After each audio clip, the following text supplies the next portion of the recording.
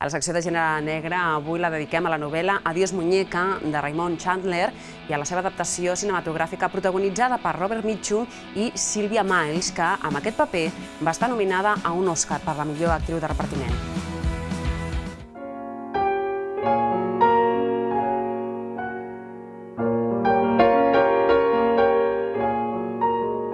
Avui parlem de Adiós muñeca, de Raymond Chandler, una novel·la protagonitzada pel detectiu Philip Marlowe, un dels detectius clàssics de la novel·la negra nord-americana, amb el qual se li encarrega la cerca d'una noia.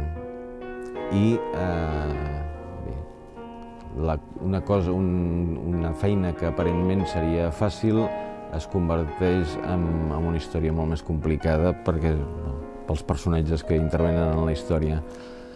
Chandler va aprofitar també aquesta novel·la per criticar sobretot els estaments policials, a les classes altes. Realment és una novel·la que li serveix, a part d'explicar una història, serveix també per passar comptes, sobretot amb la policia i les classes altes, que eren els seus focus principals d'atenció. La segona adaptació cinematogràfica que es va fer d'aquesta novel·la és Adiós muñeca, interpretada per un Robert Mitchum ja una mica crepuscular, que interpretava un Philip Marlowe cansat, i és una pel·lícula amb la que intervenen altres actors que són molt curiosos.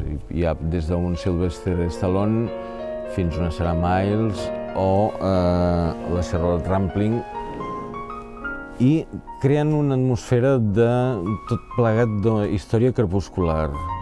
És imperdible una petita escena en què el marit de la Charlotte Rampling, que és un jutge, està interpretat per Jim Thompson, un dels grans clàssics de la novel·la negra nord-americana.